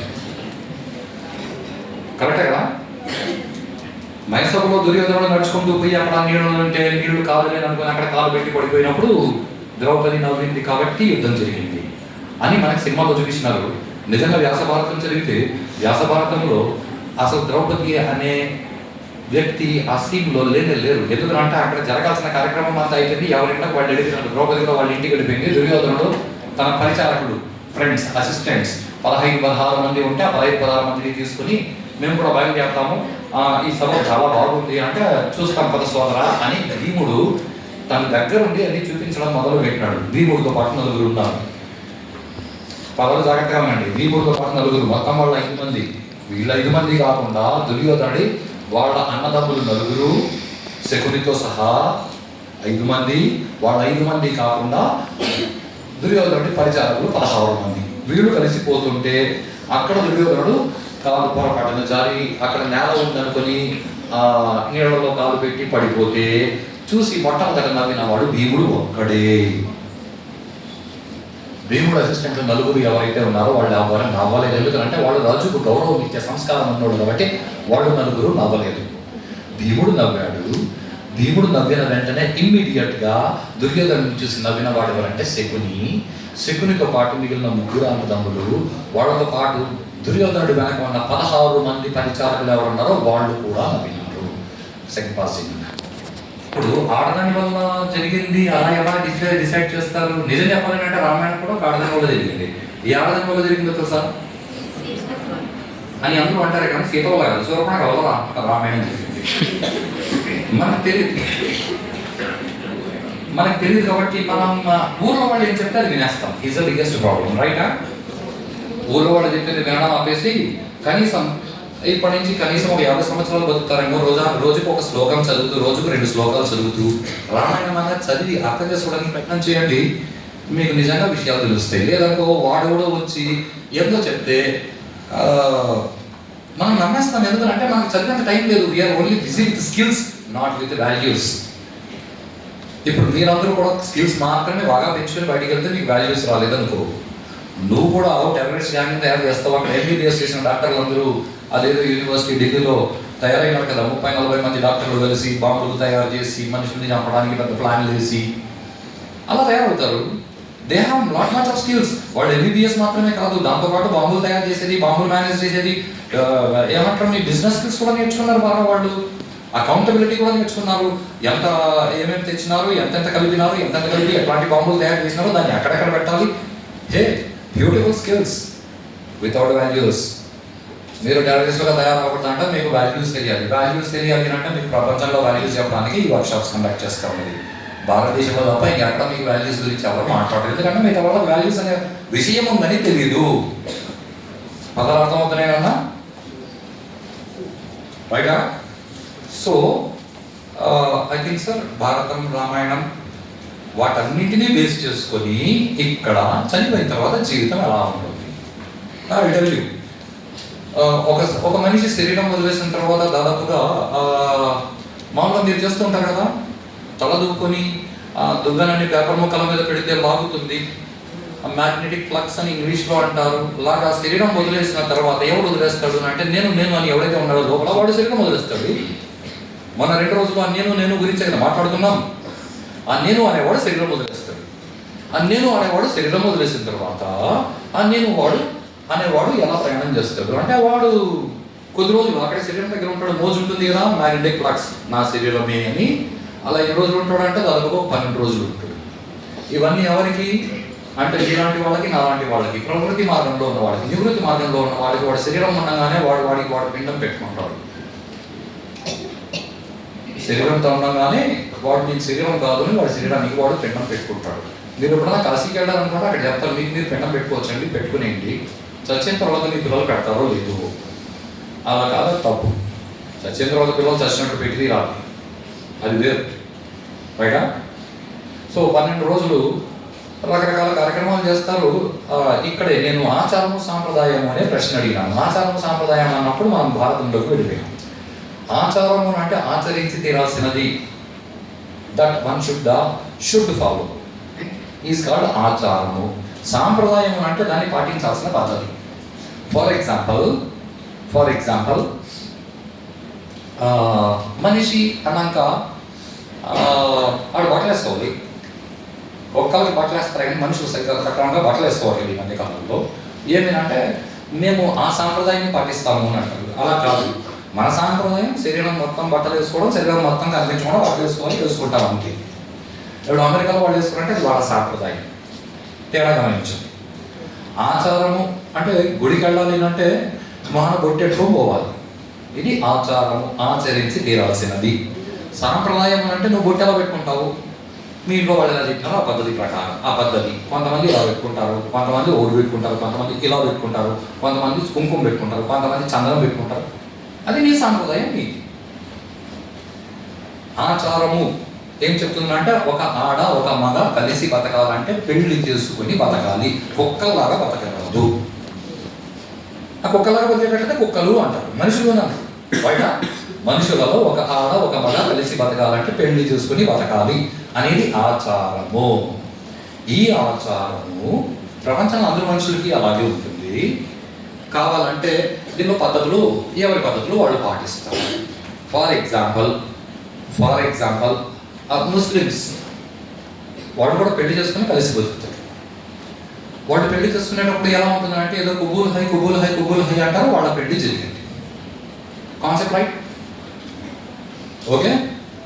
ఇంకా కొన్ని సాంప్రదాయాల్లో ఒక రకంగా ఉంటుంది. ఆ హిందువులు ఏదో మెడలో ఒక దారం కడతారు, ఇది మంగళసూత్రం అని అంటారు, అది వాళ్ళ పద్ధతి. కొన్ని చోట్ల 3 రోజులు పెళ్లి జరుగుతుంది, కొన్ని చోట్ల 16 రోజులు పెళ్లి జరుగుతుంది, కొన్ని చోట్ల 5 రోజులు జరుగుతుంది. ఈ మధ్య కాలంలో మాకు అకామిడేషన్ దొరకట్లేదు, ఫంక్షన్ హాల్స్ దొరకట్లేదు, కాబట్టి హాఫ్ డేలో మేము పెళ్లి చేస్తాం. ఓకే, ఎలా అయినా కానీ పెళ్లి చేస్తున్నారు లేదా? ఆచారము ఆచరించి తీరాల్సినది. సాంప్రదాయము క్రిస్టియానిటీలోకి వెళ్ళే వరకు ఏదో వేరే ఉంగరం పెట్టి your my man, your my women ఆడ పెళ్లి. సాంప్రదాయాలు మారినాయి కానీ ఆచారాలు మారట్లేదు. మేము ఆచారాన్ని బ్రేక్ చేస్తామనంటే కుక్కలు అంటారు. సాంప్రదాయం మార్చుకుంటామంటే అది నీ కర్మ, మార్చుకో. అది నీ మతి అంగీకరించిన దాన్ని బట్టి ఉంటుంది. నీ మతి అంగీకరించిన దాన్ని బట్టి ఏదైతే ఉంటుందో దాన్ని మతము అని. ఆచారము సాంప్రదాయము తేడా అర్థమైందన్నా? తేడా అర్థమైతే ఒక మనిషి శరీరం వదిలేసిన తర్వాత వాడు శరీరం దగ్గరగా కొద్ది రోజులు ఉంటాడు. ఆ కొద్ది రోజులు ఒక్కొక్కరు ఒక్కొక్క సాంప్రదాయంలో వాడికి చేయాల్సినవి చేస్తారు. ఎలా చేస్తారు అంటే ఇప్పుడు ముస్లింలు చనిపోయారు అనుకోండి, తీసుకెళ్ళి వాళ్ళ సాంప్రదాయం ప్రకారము శరీరం మేము నాన్ వెజ్ తింటాము, ఇంట్లో తల ముక్క కోసుకొని తింటామని అంటారు. జంతు లక్షణాలు లేవు. ఆచారము పంచభూతాలు ఏదో దాంట్లో కలపాలి అంతే. కాబట్టి వాళ్ళు తీసుకెళ్ళి మట్టిలో కలుపుతారు. మట్టిలో కలిపేటప్పుడు వాళ్ళు ఏం చేస్తారు? ఓకే, డెడ్ బాడీ మాత్రం తీసుకెళ్ళి ఏదో కోవిడ్ అప్పుడు తీసుకెళ్ళి దాన్ని చాపలో చుట్టేసినట్టు తీసుకెళ్ళి భూమిలో అలా చేయి. దానికి వాళ్ళు కొన్ని పద్ధతులు పాటిస్తారు. ఏదో అక్కడ సుగంధ ద్రవ్యాలు పెడతారు, అన్ని పెట్టి ప్యాక్ చేసి. ఏం క్రిస్టియన్స్ కూడా మట్టిలో కలుపుతారు. మట్టిలో కలిపేటప్పుడు వాళ్ళు ఇనుప డబ్బాలో పెట్టరు, చెక్క డబ్బాలో పెడతారు. ఎందుకంటే మట్టిలో కలవాలి కాబట్టి. దాంతోపాటు వాళ్ళు వాళ్ళకి ఇష్టమైన ఎందుకు పెడతారు. ఆ హిందువులు వాళ్ళ పద్ధతులు వేరు, సాంప్రదాయాలు వేరు. కానీ అందరూ ఇట్లాంటి ఏదో ఒకటి ఖచ్చితంగా పాటించి తీరుతారు. ఇది ఆచారం. ఇప్పుడు అంటే మిగతా వాళ్ళకి ఈ విషయాలకు సంబంధించిన పరిజ్ఞానం లేదు, వాళ్ళు గుడ్డిగా ఫాలో అవుతారు. పదవ జాగ్రత్తగా వింది, దాన్ని గుడ్డిగా ఫాలో అవుతారు. అలా ఎందుకు చేయాలి అంటే వాళ్ళ దగ్గర దానికి శాస్త్రం లేదు. పెద్దలు చెప్పినా చేస్తున్నాం, కాన్సెప్ట్ రైటా? కానీ భారతదేశంలో అలా ఎందుకు చేయాలి, ఎలా చేయాలి, ఎన్ని రోజులు చేయాలి అన్నిటికీ శాస్త్రం ఉంది. ఇప్పుడు ఆ శాస్త్రాన్ని మీరు కామర్స్తో ప్రూవ్ చేస్తారా? I'm sorry, your commerce cannot be used to prove that. Your physics cannot be used to prove that, because your physics can only prove that the physical body, dead body ఏదైతే మిగిలిందో అది next ఏమవుతుంది అన్నది మీ physics చెప్పగలదే. కానీ this is a concept. నేను నువ్వు ఏదైతే అనుకుంటున్నావో అది నీ కళ్ళకు కనిపించే వస్తువు కాదు, అది అనుభవించే వస్తువు. రైటా? నువ్వు అన్నింటినీ అనుభవిస్తున్నావు కానీ నువ్వు చూసే వస్తువు కాదు. Be clear with my statement. దాదాపుగా ఏ రోజైతే మా గురువు గారు ఈ మాట అన్నారో, చనిపోయాడు పోయేటప్పుడు చూసినావా, దాదాపుగా ఈ మాట అన్ని నన్ను వదిలేశారు. 1 సంవత్సర కాలం నేను ఆలోచించి నాకు అర్థమైంది ఇదే. అంటే మా నాన్నగారు శరీరం వదిలేసి పోయారంటే నేను కూడా దీన్ని వదిలేసి పోతాను అంటే ఇది నేను కాదు. నేను దీన్ని ఇక్కడ వదిలేసిపోతే నా పిల్లలు దీన్ని తగలెడతారు. ఇది నేను కానప్పుడు దీన్ని ఊరికే దీన్ని నేను వాడుకుంటున్నాను, ఇలా మైక్ పట్టుకోవడానికి చేతిని వాడుకుంటున్నాను, నా శరీరాన్ని మరి దీనికి నేను శుభ్రంగా పెట్టుకుంటే చాలు, పనికొచ్చేలా పెట్టుకుంటే చాలు, దీనికి నేను మేకప్ ఎందుకు వేయాలా? అసలు నేను లోపల ఉంటే, అసలు నేను అదైతే దీనికి నేను మేకప్ ఎందుకు అని నాకు అనిపించి కొన్ని అంటే దాదాపు ఒక 7-8 సంవత్సరాలు తల కూడా దూకోలేదు అన్న. 7-8 సంవత్సరాలు తల కూడా దూకోలేదు, తల దూకోకుండా కూడా గడిపాను. అంటే నన్ను నేను అనుభవించాలనుకున్నాను, అనుభవిస్తున్నాను కాబట్టి నేను చెప్పగలుగుతున్నాను. పైగా మంత్రాలకు చింతకాలు రాలుతాయా? జపం చేయి, రాలుతాయి. ఏనాడు కూర్చొని మంత్ర జపం చేసింది లేదు. మంత్రాలకు చింతకాయలు రాలుతాయా అని వ్యంగ్యంగా మాట్లాడితే చెయ్యి రాలుతాయి అంటే నిజంగా చచ్చిన వాడు నరకానికి పోతాడా? చచ్చిపో, సరిపో, ట్రై అయ్యి తెలుస్తుంది. Is option A. I have option be also. ఎవరైనా మంచి గురువుని ఆశ్రయించు. ఆ గురువు నువ్వు శరీరంతో ఉండంగానే యోగ సాధన చేస్తూ నరకానికి వెళ్ళి దర్శనం చేసుకొని వచ్చేలాంటి దారులు నీకు బోధిస్తాడు. నేర్చుకో, అలా కూడా చెయ్యి. మాకెందుకు లేవన్నీ పట్టించుకోవద్దు, వదిలి. అప్పుడు ఊర్లో వాడు నిన్ను లంచం అడిగితే వాడికి వాల్యూస్ లేదని మాట్లాడదు. ఎందుకంటే నీకు వాల్యూస్ లేదు, నువ్వు ఊర్లో వాళ్ళ గురించి ఏం మాట్లాడతావు? నా స్టేట్మెంట్ అర్థమైందా నాన్న? కాదా? సో అన్నా ఆ చచ్చిపోయిన తర్వాత అక్కడ సెంటు, అక్కడ స్వీట్లు బాక్స్ అన్నీ పెడితే ఏమొస్తుంది? చచ్చింది ఎవడైనా తింటాడా? మరి ఎందుకు పెట్టినారు అంటే ఈ మాట నన్ను దేవుడి గురించి అడిగినాడు. ఆ గుడికి వెళ్ళి అక్కడ రాయి ముందర నువ్వు రాయి మీద పాలు పోస్తే, సినిమాలో కూడా వచ్చింది కదా, రాయి మీద పాలు పోసే బదులు గుడి ముందర బిచ్చగాడికి పెడితే ఎవరి చూపి ఎవరి దృష్టి వాడది. ఎందుకంటే భీష్మాచారాల గురించి మీ దృష్టి ఇంతకుముందు వేరు, ఇప్పుడు వేరు. మన దృష్టి మారుతూ ఉంటుంది. ఎందుకంటే మీరు గుడికి పోతే లోపల శివుడు, బయట బిచ్చగాడు. జాగ్రత్త, లోపల రాయి, బయట పాపం మనిషి. మీ దృష్టికి అలా కనిపిస్తుంది, మీ బుద్ధి కుశలతకి అలా కనిపించింది. నా బుద్ధి కుశలతకి ఆ రాయిలో శివుడు కనిపిస్తాడు, బయట బిచ్చగాడులో వాడు చేసుకున్న పాపం కనిపిస్తుంది కదా. బాగా ఆలోచించండి నిదానంగా. వాడు బిచ్చగాడికి ఎందుకు కూర్చున్నాడు? వాడు కూడా పుట్టినాడు సార్, వాడికి కాళ్ళు లేవు, పాపం వాడు కాళ్ళు లేకుండా పుట్టినాడు. దేవుడికి దయా దాక్షిణ్యాలు లేవు. నీ తలకాయ దేవుడికి ఏం పనింది? నువ్వు కోరుకున్నట్టు నీకు ఇచ్చినాడు అంతే. పుట్టిన వాళ్ళలో చాలామంది కాళ్ళు లేకుండా కొడతారు. ఓకే, కొంతమంది కాళ్ళు లేకుండా కొడతారు, కొంతమంది చేతులు లేకుండా కొడతారు, కొంతమంది ఒక్కరితో కొడతారు, కొంతమంది కన్నున్న చూపు లేకుండా కొడతారు, చాలామంది బుర్ర లేకుండా కొడతారు. Concept right? చాలామంది బుర్ర లేకుండా కొడతారు. కాబట్టి బుర్ర లేదు కాబట్టి ఎవడైతే చెప్తే నమ్మేయడానికి మనం ప్రయత్నం చేస్తాం. అవునేమో ఆశ్చర్యంగా ఒప్పుకుంటాం. పైగా సరే, ఇప్పుడు దేవుడు ముందర తిరుమల లడ్డు అక్కడ స్వామి ఏమో తిన్నాడా? ఊరికి ఇవన్నీ కథ. మరి చచ్చిపోయిన డెడ్ బాడీ తినిందా? మరి దానికి ఎందుకు ఇన్ని షోకులు పెట్టినావు? ఏ అంటే పాపం వాళ్ళ నమ్మకం. అది నమ్మకమా? అది నమ్మకమా? సాంప్రదాయమా? సాంప్రదాయమా? ఆచారమా? అసలు మనకి ఆచారానికి సాంప్రదాయానికి మధ్య తేడా లేదు. ఇవన్నీ తెలియకుండా మనం అన్నిటి గురించి కామెంట్లు ఇచ్చేస్తాం యూట్యూబ్లో. పైగా ఎవరు పడితే వాడు ఏం చెప్తే అది మనకి నచ్చేస్తుంది. నచ్చింది కాబట్టి మనం కూడా 10 మందికి దానికి ప్రచారం చేస్తాము. సినిమాలు యూట్యూబ్ అంతా, సినిమాలు యూట్యూబ్లో మీకు నా నచ్చేస్తుంది అనుకుంటే నా కర్మ. నా నలుగురు సినిమా చూసి ఆంధ్రదేశం అంతా మారిపోయింది. ఆ నలుగురు సినిమా చూసి దేశమంతా మారిపోయింది. అలా మారినారా? మీ అమ్మ నాన్న చూసినారా? ఆ నలుగురు సినిమా నాకు తెలుసు, గ్యారంటీగా మీ అమ్మ నాన్న చూసింటారు. మీరు చిన్నప్పుడు చూసి ఉండొచ్చు, మీకు అర్థం కాకపోతే ఈరోజు చూడండి, మీరు ఏమైనా మార్పు వస్తుంది. సినిమా చూస్తే ఏం మార్పు రాదు. ఎందుకంటే కాసేపు దాని ఇన్ఫ్లుయెన్స్ కింద ఉంటారు, మళ్ళీ మర్చిపోవాలి. ఇది జనరల్గా అందరికీ వచ్చే ప్రాబ్లం. రైటా? ఇప్పుడు అవన్నీ ఎందుకు పెడతారు అంటే, అసలు ప్రశ్న ఎక్కడ మొదలైంది? నరకానికి పోతే అక్కడ కాళ్ళు కోస్తూ ఉంటారు. మనకి రకరకాల బాడీస్ ఉన్నాయి. ఇది ఫిజికల్ బాడీ. దీన్ని వదిలేసి మనం పోతే మనకి ఇంకొక బాడీ ఇస్తారు. పదాలు జాగ్రత్తగా వినండి. అది ఇర్రెస్పెక్టివ్ ఆఫ్ ఇది ప్రపంచంలో మనుషులకు చెప్పిన విషయాలు కాబట్టి మా క్రిస్టియన్స్కి అలా కాదు, మా పార్సీలకు ఇలా కాదు, మా ముస్లింలకు ఇలా కాదు. చచ్చిపోయి చూడు తెలుస్తుంది. వేరే దారు లేదు. లేదా వేరే దారు ఉందా? గురువుని వెతుక్కో, కూర్చో, యోగ సాధన చేయి, పోయి చూడు, నీకు తెలుస్తుంది. లేదా పెద్దలు చెప్పినప్పుడు విను, ఒప్పుకో. అనవసరమైన పిచ్చి ప్రశ్నలు వేయదు. ఏదంటే ఇవన్నీ పిచ్చి ప్రశ్నలు అని మీకే తెలుసు. పైగా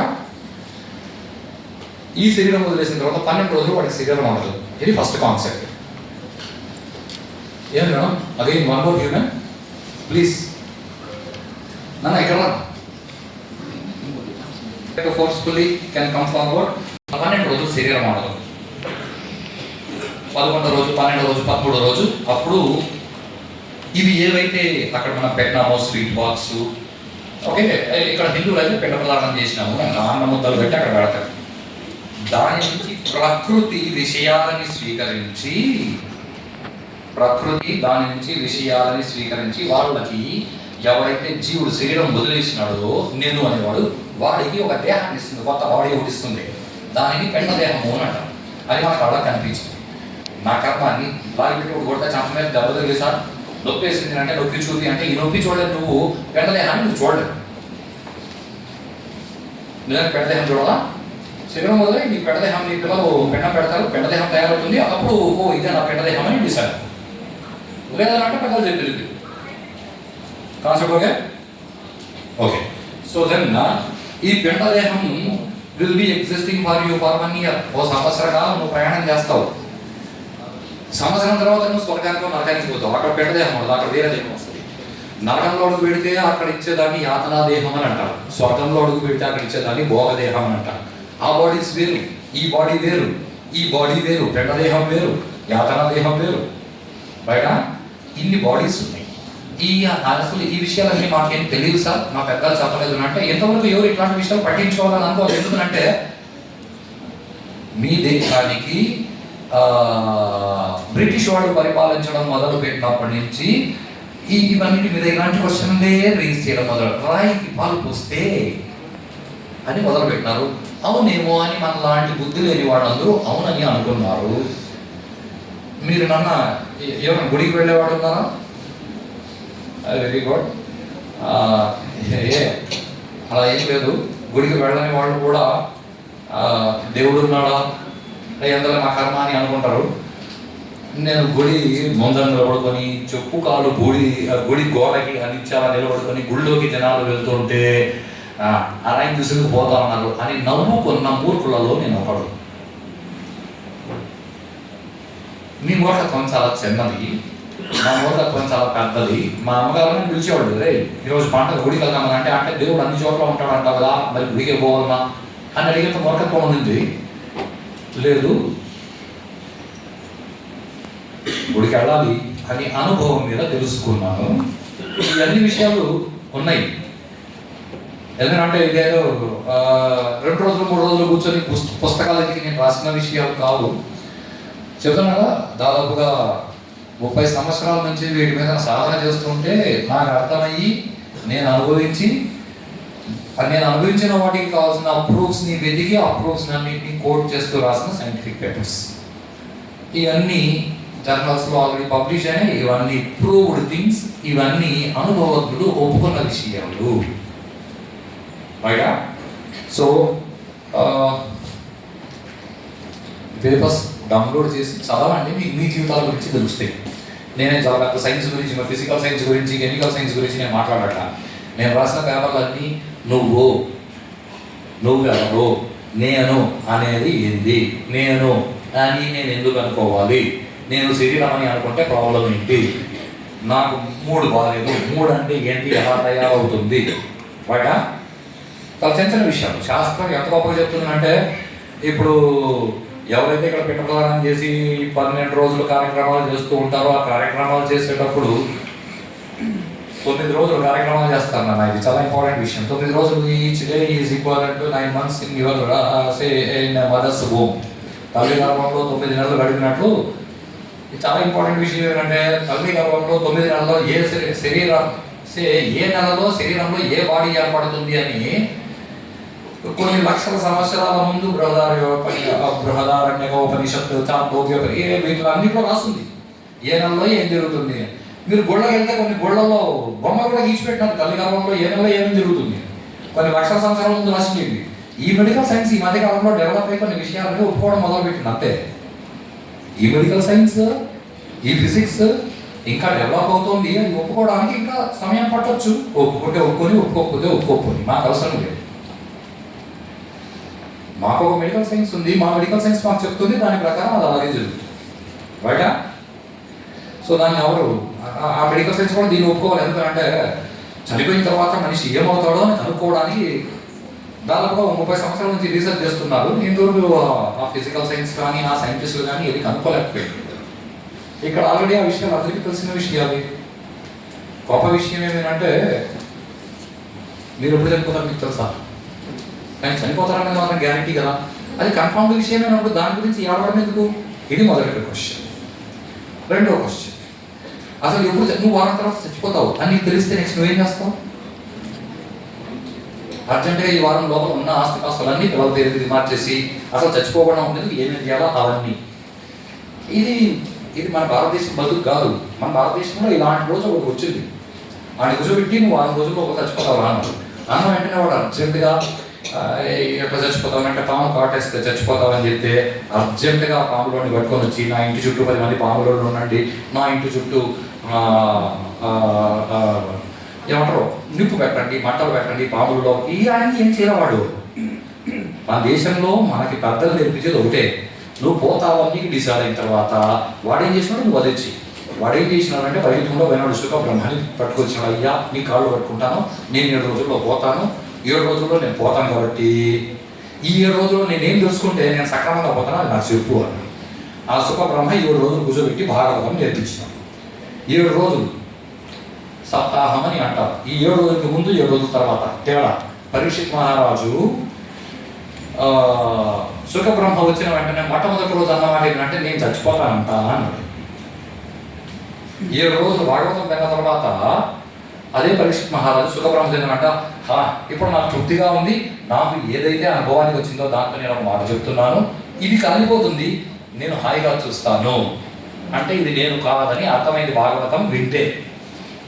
భాగవతము అది భక్తుల కథలు నాకు అర్థం కాదులే అంటే అర్థం చేసుకోకపోతే ఎప్పుడు అర్థం కాదు. నీ ఫిజిక్స్ అర్థం కాదు కాబట్టి నువ్వు కామర్స్ తీసుకున్నావు, అది అర్థం చేసుకో.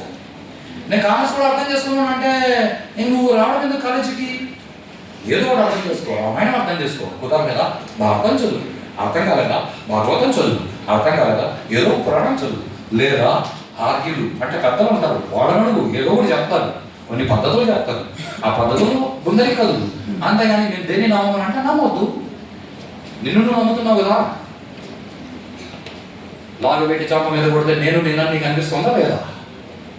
నాకు బాధ వేసింది, నాకు అవమానం వేసింది అనిపించిందా లేదా? వేసిందా లేదా అవమానం? ఎవరికి? ఎవరు నువ్వు? నువ్వు ఎవరు ఎదుర్కో చాలు. అంతకంటే ఇక్కడ నిజంగా గొప్పగా చెప్పడానికి ఏంటి? నేను ఎవరు వెతుక్కోవడంలో నీకు వాల్యూస్ తెలుస్తాయి. బతకడానికి ఏదో ఒక స్కిల్ వస్తుంది. ఏమీ లేకపోతే మనం చెప్పిన పైప్ లైన్ చేసుకుని కూడా బతకవచ్చు, టెన్షన్ ఏమి బెచ్చమెత్తుకుని కూడా బతకవచ్చు. నీకు వాల్యూస్ రాకపోతే నువ్వు బతికేదే ఉంది బయట. సో ఈ ఐకేఎస్ ప్రపంచం మొత్తం దీన్ని అర్థం చేసుకుని దీన్ని ఇలాగే ఫాలో అయిపోయింది.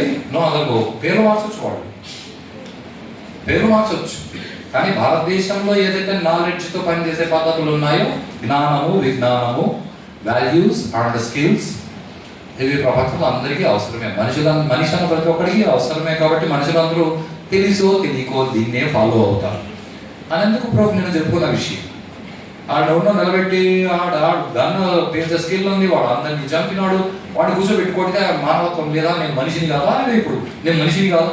నాకు ఫీలింగ్ ఉండదా? వాడు మనిషిని గుర్తించడం మొదలు పెడతారు.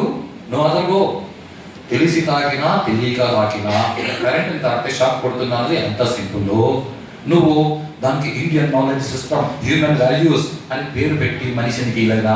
ఎవడో లాగు పెట్టి పటాపటాన్ని కొడితే నొప్పేసి అబ్బా నేను మనిషిని, నీకు మాత్రం మానవత్వం లేదా, నాలో నన్ను మనిషిగా గుర్తించాలా అన్నప్పుడు నువ్వు అదే మానవత్వాన్ని గుర్తిస్తున్నావు. అంతకంటే ఏం తేడా లేదు. ఇప్పుడు మానవత్వాన్ని నువ్వు ఎలా గుర్తిస్తావు అన్నది నేను కొట్టి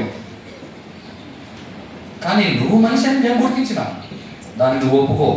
లేదు నేను కుక్కలాగా బతుకుతాను అంటే కుక్కను కొట్టినట్టు కొట్టాల్సి వస్తుంది, కుక్కను తిన్నట్టు తినాల్సి వస్తుంది. అప్పుడు మీరు అంటే మీకు మానవత్వం లేదా, అప్పుడు మళ్ళీ నీకు మనిషి అనేది అది గుర్తొస్తుంది. సంథింగ్ రాంగ్ కదా? అవునా కదా? Right, okay. ఎనీహౌ ఈ విషయాలని గుర్తుపెట్టుకోండి. సో టుమారో ఇంకొక పేపర్ దానికి సంబంధించిన విషయాలని డిస్కస్ చేస్తాం. ఎనీహౌ నరకానికి వెళ్తారు అనేందుకు మాకు ఎక్కడ పేపర్స్ లేవు సార్, నరకానికి పోతానని ప్రూఫ్ ఏంటంటే ఎవరు అడిగినా ఈ పేపర్ చూపించు, ఇది సైంటిఫికల్లీ అప్రూవ్డ్ పేపర్, రైటా? ప్రపంచంలో అందరూ ఒప్పుకున్న పేపర్. కాబట్టి చచ్చినట్టు మీరు కూడా ప్రపంచంలో ఉన్నారు కదా, ఒప్పుకొని అడవాలి. లేదనుకో ఈ పేపర్ చదివే పని లేదు. అంటే ఈ పేపర్ చదివి మేము ఒప్పుకుంటాము అన్నా, అంటే ఇది కరెంట్ ప్లగ్ అని తెలిసి లోపల కరెంట్ వస్తుందని తెలిసి వేలు పెట్టినా, ఏందో తెలియకుండా పొరపాటున వేలు పెట్టినా షాక్ కొట్టి చచ్చినట్లే. ఈ పేపర్ చదివి నిన్ను వదిలించుకొని నేను అనట్లా. ఇదే విషయం మీ ఇంట్లో పెద్దవాళ్ళు చెప్తా ఉంటారు, రే పాపం చేద్దరే నరకానికి పోతావు. దట్ ఈస్ గుడ్ ఎనఫ్, నిజంగా నరకానికి పోతావు. మీరు నరకాన్ని చూడలేస్తుంది. భోగదేహం స్వర్గంలో ఎలా ఉంటుంది, అసలు నిజంగా స్వర్గంలో అప్సరసలు అంటే ఎవరు, అసలు మగవాళ్ళు మాత్రం ఎందుకు స్వర్గానికి పోతారని కూడా మా గురువు గారు నాకు ఎక్స్ప్లెనేషన్ ఇచ్చారు. ఇప్పుడు ఆడ మగ మధ్య మీకు తేడా తెలియదు కాబట్టి ఆడవాళ్ళు స్వర్గానికి పోరా అని మీకు అనిపిస్తుంది.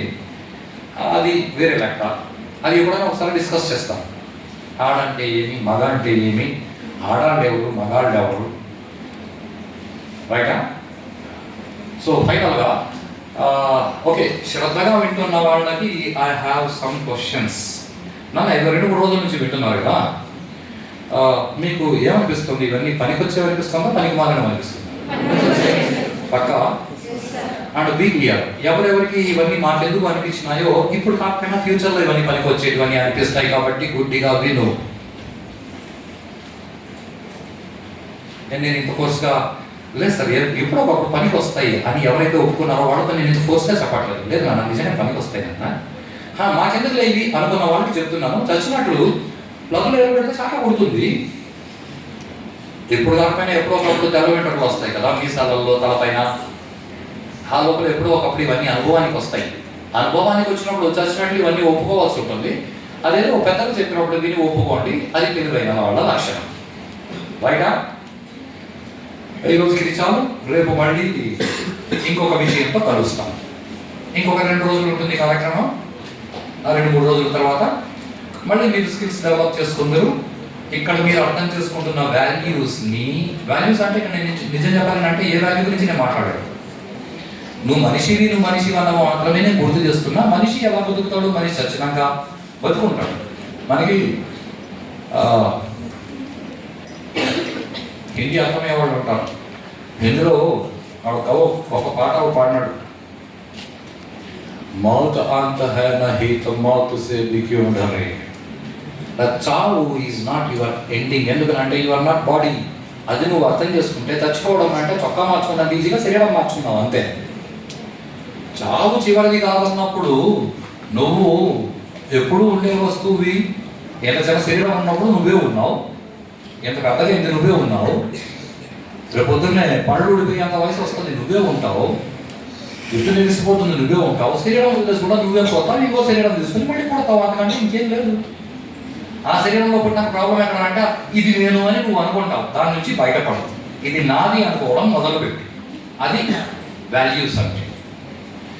ధర్మం ఓకే, ఇప్పుడు మనం ప్రవృత్తి మార్గంలో ఉన్నాం కాబట్టి ధర్మం పాటించాలి. ఇవి రకరకాల వాల్యూస్ ఉన్నాయి, అవి నిదానంగా అర్థం చేసుకోండి. ఎవరికి వాళ్ళు అర్థం చేసుకోవాలి. ఇదేనా ఎగ్జామినేషన్ కాదు, చెప్తే ఫార్ములా రాసుకుని ఫార్ములా ప్రకారం మేము బతికేస్తామని, రైటా? So thanks for your nice feedback. నీకు పనికొచ్చే విషయాలు, రైట్? నిజంగా నీకు పనికొచ్చే విషయాలు. ఎందుకంటే ఆ వయసులో ఉన్నప్పుడు ఇవన్నీ నాకు ఎవరైనా చెప్తే ఇవన్నీ నాకెందుకు అని నేను అనుకున్నాను. అంటే నాకంటే మీరు కొంచెం బెటర్ స్టేట్లో ఉన్నారు కాబట్టి మీరు ఇంకా సంతోషంగా బతకగలరని I bless you, right? Thank you very much.